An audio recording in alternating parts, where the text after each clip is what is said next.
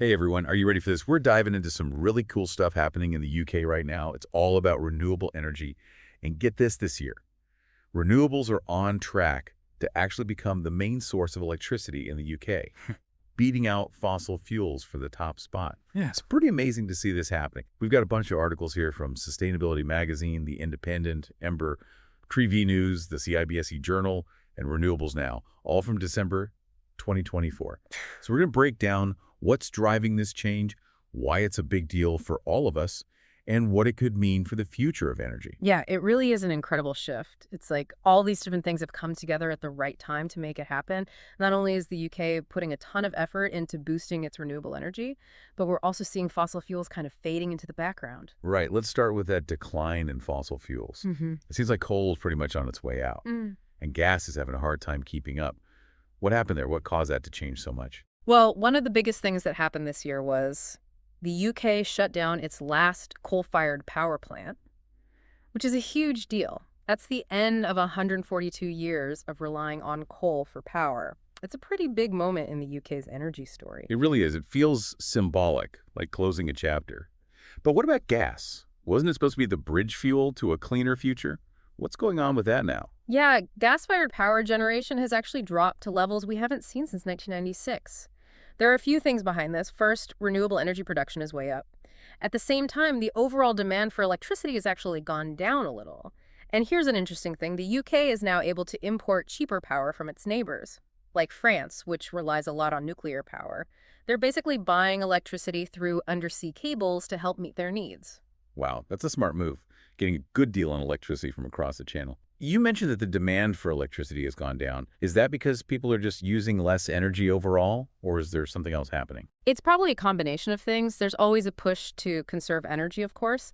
But on top of that, technology is getting more and more energy efficient all the time. Hmm. So things like appliances and gadgets are doing the same jobs, but using less power. Yeah, that makes sense. It's like a two-pronged attack on the problem. Make more clean energy and use the energy we do need more efficiently. But let's get back to the exciting stuff, the boom in renewables, especially wind power. It seems like that's where all the action is. Why is wind energy suddenly taking center stage? Well, wind power is on track to maybe even become the UK's single biggest source of electricity. It could even overtake gas. Right now, they're neck and neck. Wind is predicted to provide around 29% of the UK's electricity this year, while gas is holding on at about 30%. It'll all come down to what the wind's like in December. That's a close one. But it's amazing to think that wind power could take the lead. What's driving this massive surge in wind energy production? One big factor is that offshore wind farms keep growing.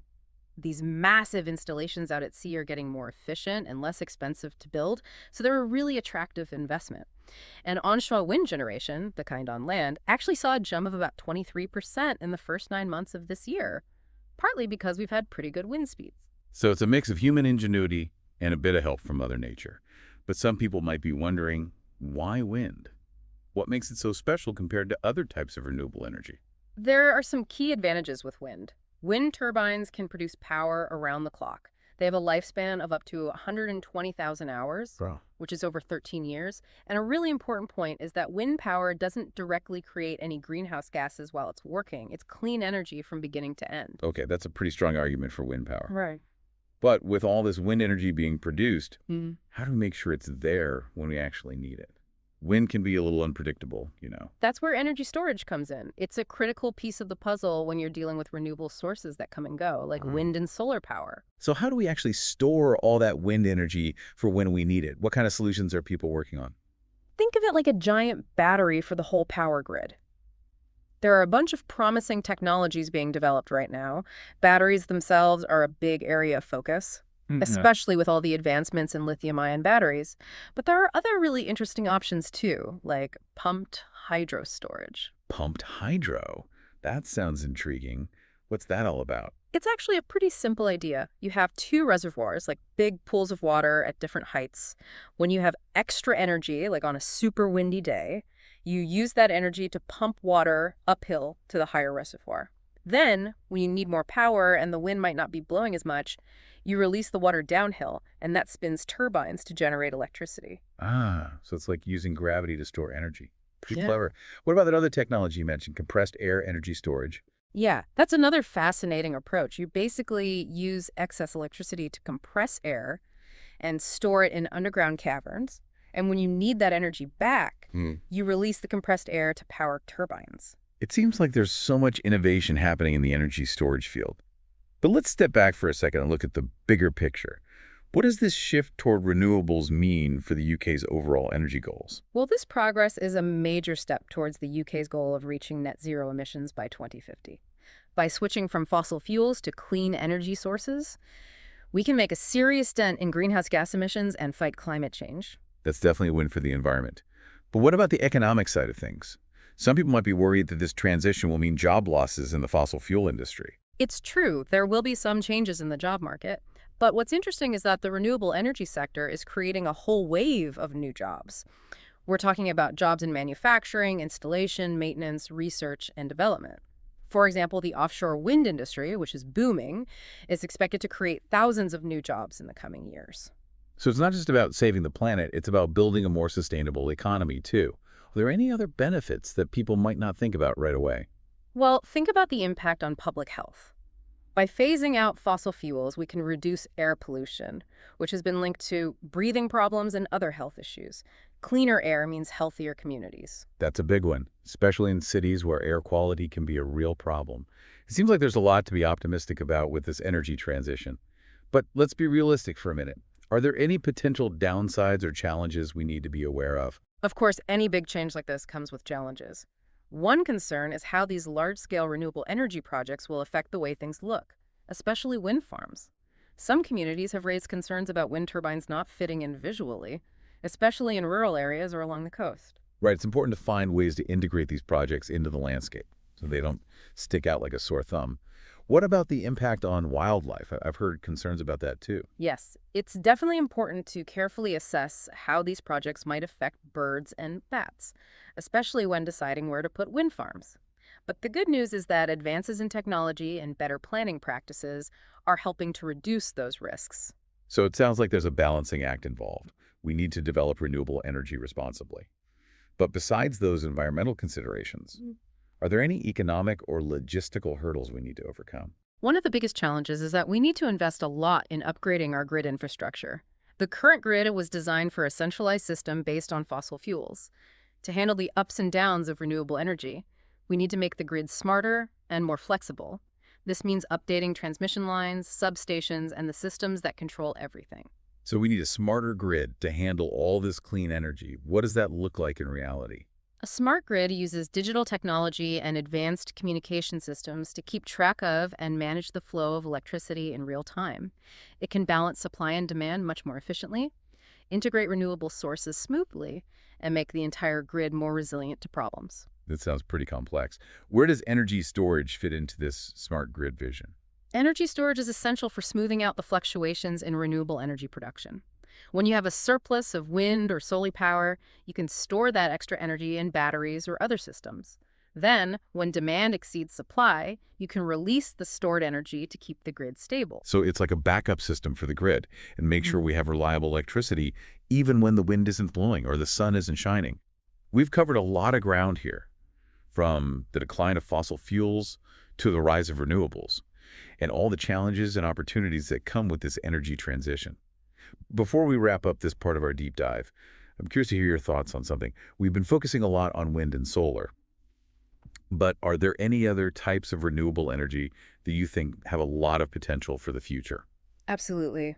Wind and solar are definitely in the spotlight right now, but there are other renewable energy sources out there with incredible potential. Geothermal energy, for example, uses the heat from inside the earth. It's a very reliable and consistent source of power, no matter what the weather's doing above ground. Geothermal. Yeah. That's tapping into the Earth's internal heat, right? Yeah. I've heard of it, but I've never really understood how it works. Picture this. Deep beneath the Earth's surface, there are layers of hot rocks and water. We can access this heat by drilling wells and then use the steam or hot water to drive turbines and generate electricity.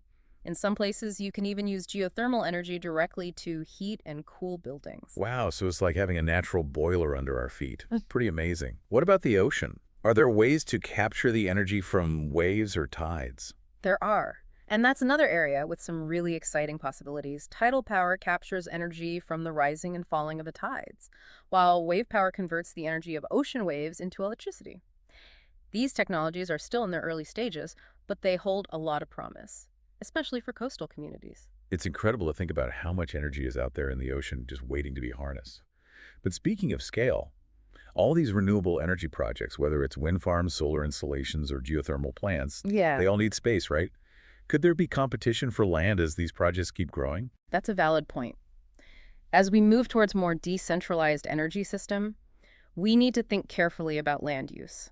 One solution is to incorporate renewable energy projects into places we're already using, like putting solar panels on rooftops or over parking lots. That way, we don't need as much dedicated land. So it's about being creative and making the most of the space we have. But with all this talk about new technologies and a changing energy landscape, some people might be feeling a bit overwhelmed. What would you say to someone who's thinking, what does all of this mean for me? I'd say this. The transition to renewable energy is about building a better future for everyone. It's about cleaner air, a healthier planet, and more sustainable and resilient energy system. And it's not just something happening out there, it's something we can all be a part of. So how can people actually contribute to this energy revolution? What are some things they can do? There are so many ways to get involved. It starts with being aware of how much energy you're using. Simple things like switching to energy-efficient appliances, using LED light bulbs, and adjusting your thermostat can make a difference, if you're able to. You could think about investing in rooftop solar panels or joining community solar projects. And even if those options aren't feasible for you, you can often choose a green energy plan from your electricity provider, so you know the power you use is coming from renewable sources. So whether it's making small changes in our everyday lives or supporting larger renewable energy initiatives, there's something everyone can do. It's really empowering to realize we can all play a role in creating a more sustainable energy future. Absolutely, and that's what makes this such an exciting time to be alive. We're witnessing a fundamental shift in how we power our world. A shift towards a cleaner, more sustainable, and ultimately more just and fair energy system. Well said. That wraps up part one of our deep dives into the UK's renewable energy revolution. We've covered a lot today, from the historic decline of fossil fuels to the rise of wind power. And we've even touched on the incredible potential of new renewable technologies on the horizon. We've explored the challenges and the opportunities, the economic and environmental benefits, and most importantly, how we can all be a part of this transformative journey. So as you go about your day, keep those questions coming, stay curious, and remember, the future of energy is in our hands. Thanks for joining us on the deep dive. We'll be back soon with part two of this fascinating exploration. We'll delve even deeper into the world of renewable energy and the incredible changes happening all around us. Stay tuned. Yeah, it's like having this safety net for the whole electricity grid, making sure we have power even when the wind's not cooperating or the sun's hiding behind the clouds. It makes a lot of sense. So it sounds like we've talked a lot about how the UK is shifting away from those old fossil fuels and really embracing renewables, especially wind energy. But zooming out a bit, what does this all mean for the UK's big picture energy goals? Well, all this progress is a huge step towards reaching the UK's goal of getting to net zero emissions by 2050. Replacing fossil fuels with these clean energy sources is a major way to cut down on greenhouse gas emissions and really tackle climate change head-on. That's definitely a good thing for the planet. But what about the economic side of things? Some people might be worried that this transition will lead to job losses in the fossil fuel industry. Yeah, it's true that there will be some shifts in the job market as we move away from fossil fuels, but the interesting thing is that the renewable energy sector is actually creating a whole bunch of new job opportunities. We're talking about jobs in manufacturing, installation, maintenance, research, and development. For example, the offshore wind industry is absolutely booming, and it's expected to generate thousands of new jobs in the next few years. So it's not just about environmental benefits. It's about building a more sustainable economy as well. Are there other benefits that people might not immediately think of? Well, one thing to consider is the impact on public health. By getting rid of fossil fuels, we can reduce air pollution, which has been linked to things like respiratory problems and other health issues.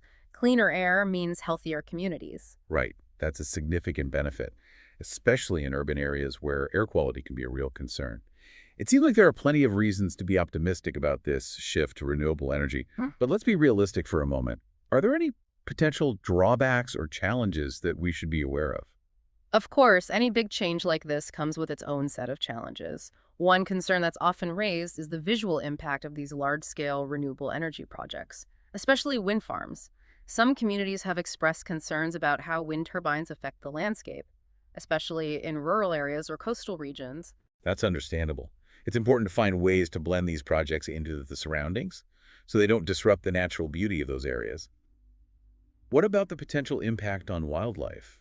That's another thing I've heard people express concerns about. Yeah, you're right. It's crucial to carefully evaluate any potential effects on birds and bats, particularly when deciding where to place wind farms. But thankfully, advancements in technology and better planning practices are helping to minimize these risks. It sounds like there's a delicate balance to strike. We need to develop renewable energy in a way that's responsible and sustainable. But aside from these environmental considerations, are there any economic or logistical hurdles that we need to overcome? One of the biggest challenges we face is the need for significant investment in upgrading the electricity grid. You see, our current grid system was designed for a centralized power system, one that relied heavily on fossil fuels, to really make the most of renewable energy sources, which can be a bit unpredictable. We need to modernize the grid, make it smarter and more adaptable. This involves things like upgrading transmission lines, substations, and the systems that control the flow of electricity.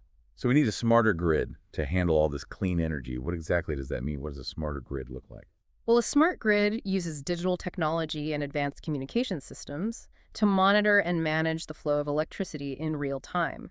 This allows it to balance supply and demand much more efficiently, seamlessly integrate those fluctuating renewable sources, and make the entire grid more resilient to disruptions. It sounds pretty sophisticated. What role does energy storage play in this vision of a smart grid? Energy storage is a key player in all of this. It helps to even out the peaks and valleys in renewable energy generation. When there's an abundance of wind or solar power, that excess energy can be stored in batteries or other storage systems. And then, when the demand for electricity is higher than what those renewables can provide at that moment, the stored energy can be released to keep the grid stable and reliable. So it's like having that safety net we talked about earlier. It ensures that there's always a reliable supply of electricity, even when the wind isn't blowing or the sun isn't shining as brightly. We've covered a lot of ground here, from the decline of fossil fuels to the rise of renewables, the challenges and the opportunities. But before we move on, I'm curious to hear your perspective on something. We've focused a lot on wind and solar energy.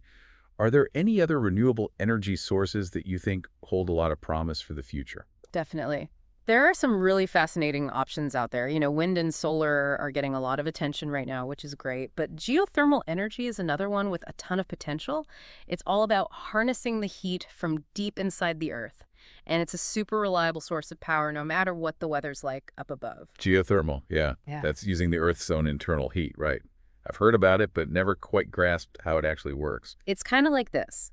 Imagine way down below the Earth's surface, there are these layers of incredibly hot rocks and water.